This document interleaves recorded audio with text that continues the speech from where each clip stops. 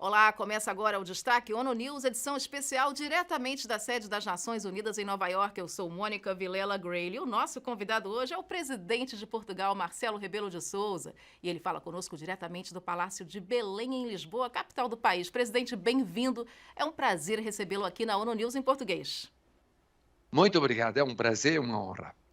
Presidente, o senhor participa nessa quarta-feira do Fórum Político de Alto Nível de forma remota por causa da situação dos incêndios florestais em Portugal. O que está acontecendo esse ano? Como é que o país está lidando com essa emergência que também afeta a Espanha, pode se alastrar inclusive para a França, Itália e outras partes? Estamos vivendo talvez a semana mais difícil do ano, porque as temperaturas estão muito altas, porque a umidade é nula, porque as noites são tão quentes quanto os dias, porque tem havido ventos de leste, portanto quentes, muito intensos. Então há uma acumulação de fator negativo. E essa acumulação levou à declaração, primeiro, de estado de alerta e depois de estado de contingência, que é mais grave. E foi entendido que eu devia ficar cá com o Primeiro-Ministro para um período que poderia ir até ao final da semana e provavelmente vai até ao final da semana. E o senhor citou no seu discurso aqui no ECOSOC, aqui no Fórum de Alto Nível, alterações climáticas, mas também existem, presidente, incêndios criminosos, não? Pessoas que colocam fogo nas matas. O que cada um pode fazer nesse sentido para evitar esse problema? É muito importante não apenas a atividade criminosa e a sua punição e a sua prevenção e sua dissuasão, mas a negligência. Em situações explosivas, de temperaturas muito altas, superiores a 40, 45 ou perto de 50 Celsius, e de umidade zero, com ventos muito intensos. Negligência é máquina agrícola trabalhando, Uhum. quando não devia trabalhar. Negligência é piquenique, atividade lúdica com fogo na floresta.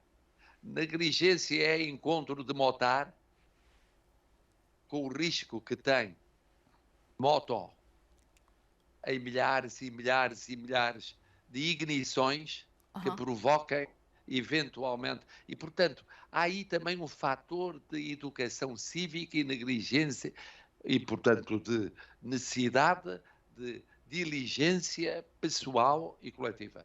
Quer dizer, cada um pode fazer a sua parte, é um grande mutirão e, óbvio, vai E ajudar, deve fazer a sua parte. Deve claro. fazer a sua parte. Presidente Marcelo Rebelo de Sousa, vamos continuar falando de natureza? A Conferência dos Oceanos em Lisboa foi um sucesso, mas agora começa o trabalho. O que Portugal vai fazer para tornar a Declaração de Lisboa uma realidade e avançar também no sentido de um tratado global para os oceanos, uma vez que nem todos os países aparentemente estão convencidos dessa necessidade? Ora bom, o importante é que antes de Lisboa havia já trabalho sendo feito. Estava pronto um tratado contra a poluição por plástico nos mares. Está quase pronto um tratado de proteção da biodiversidade no alto mar. Está bem avançado o que respeita a regras sobre navios e seu efeito poluente nos mares. Vai avançando o que diz respeito a questões de proteção de áreas marinhas. Estados que unilateralmente ou bilateralmente anunciam proteção. Portugal vai proteger 30% de todo o seu mar, que é imenso, vai protegê-lo antes de 2030. Portugal proíbe exploração petrolífera na zona económica exclusiva.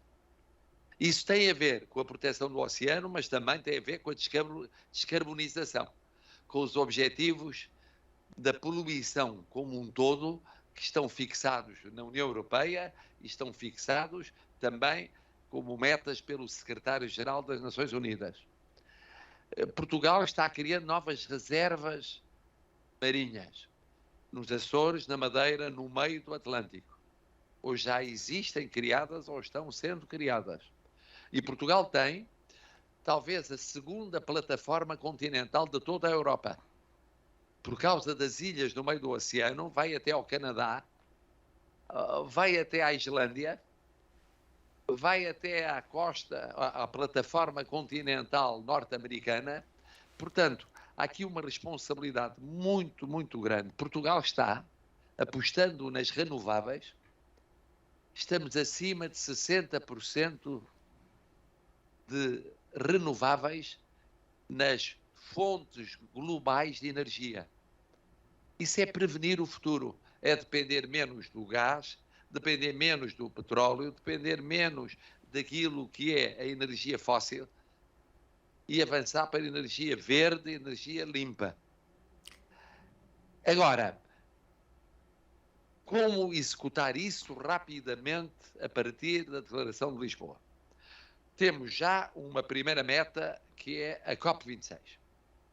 E aí, embora seja mais geral o panorama, é um panorama não vinculativo, é uma COP que não termina em deliberações vinculativas, mas até lá é preciso ir mais longe em matéria de economia azul, em matéria de financiamento contra a poluição dos oceanos, porque é preciso que alguém pague. E esse pagar tem de ser Estados, tem que ser instituições internacionais, mas tem que ser também sociedade civil. Tem que ser também os stakeholders, os parceiros privados e sociais, fundações. E isso, houve compromissos muito fortes em Lisboa, fundações que prometeram investir milhões de dólares.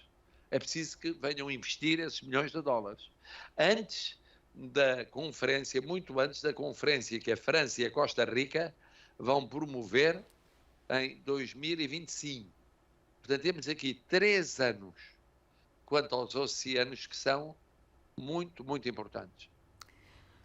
Presidente, aqui no Fórum Político de Alto Nível, os países prestam contas da implementação dos Objetivos de Desenvolvimento Sustentável, mas com essa guerra na Ucrânia e uma recuperação da pandemia que ainda não aconteceu totalmente, como é que elas afetam Portugal e essa agenda? E que objetivos especificamente? Ora bom, na maior parte dos países europeus, a guerra, mais do que a pandemia, criou um problema que é uma oportunidade, que é substituir as fontes de energia. A Europa estava muito dependente e está de petróleo e de gás. E no caso do gás, muito dependente do gás vindo de fora da Europa, da União Europeia, nomeadamente da Federação Russa. Não apenas, mas também. Portugal não tem esse problema grave, porque nós dependemos muito menos que outros países europeus de petróleo e de gás, e no caso do gás, a maioria esmagadora vem de África, vem da Nigéria, por terra e por mar. Mas depois há outros objetivos que são atingidos com a pandemia e atingidos com a guerra. Eu lhe conto quais. Pobreza. Aumento da pobreza. A pandemia acentuou desigualdade social. Puniu mais os mais pobres. Igualdade de género. A pandemia puniu mais mulher do que puniu homem. Criança. A pandemia puniu crianças. Puniu idosos. Que é um problema que não há noutros continentes, mas há muito na Europa. Está envelhecendo rapidamente. Mas a pandemia em todo o mundo puniu sistemas de saúde e sistemas de solidariedade social. Estressou. E esse estresse pode acentuar-se com a guerra, com os efeitos económicos e financeiros da guerra. Porque a inflação pune sempre mais os mais pobres. Inclusive é isso que o FMI está dizendo, né? Inflação acentua desigualdades. Agora, Inflação. Pois não, Diga. presidente. Não, por favor, continue. Estamos com delay. Inflação pune também muito a questão da afirmação de género. inflação e efeitos sociais da inflação, em termos de empregabilidade e de emprego efetivo. E, portanto, é evidente que a pandemia teve um custo e quando estava sendo superado o custo, surge, não sabemos até quando, o peso da guerra, dos efeitos económicos e sociais da guerra. Agora, analistas dizem que essa guerra na Ucrânia pode levar anos. Dentro da União Europeia também se faz essa leitura? E eu queria também saber se Portugal está planejando receber mais ucranianos ainda esse ano. Sim, Portugal continua aberto, como sempre, a mais imigração. E não só de ucranianos, mas da Ucrânia. Porque temos recebido nacionais de outros países que viviam na Ucrânia. Países de leste, países asiáticos, países africanos, tinham seus nacionais vivendo na Ucrânia. E, portanto, estamos abertos, como sempre, a aumentar o volume de imigrantes a receber, e não é apenas a receber, é a criar condições de integração, de inclusão em Portugal. Inclusive aprendendo a língua portuguesa, que é bastante importante. Mas o ucraniano aprende com uma facilidade espantosa.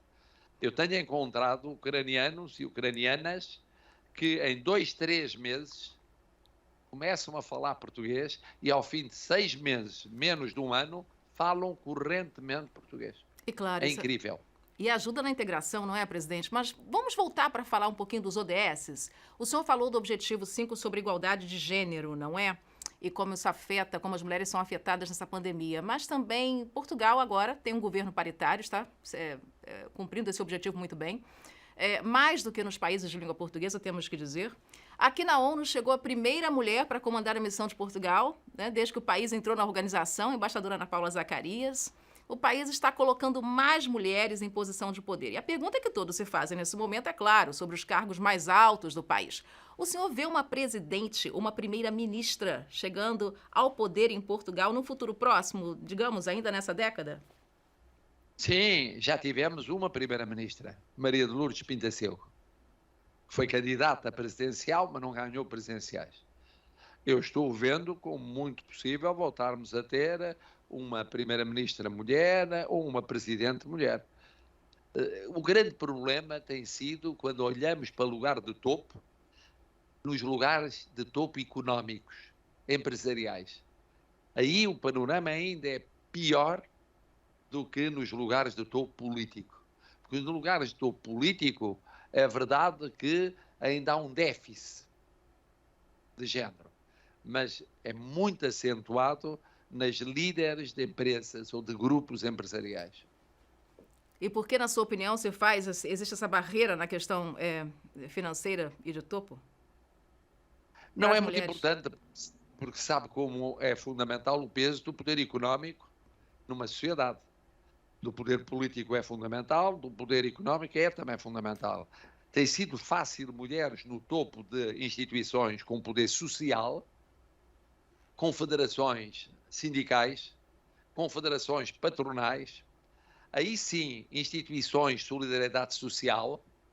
Agora, quando chega ao núcleo duro, banca, seguro, setor-chave da economia e também alguns setores-chave da política, aí a resistência tem sido maior à realização desse objetivo nos últimos anos.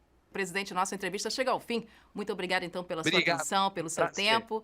E mais alguma coisa que o senhor gostaria de acrescentar? Nada, a não ser do prazer que foi reencontrá-la. Espero reencontrá-la brevemente, mas de forma presencial. Muito obrigada, presidente. Muito obrigada.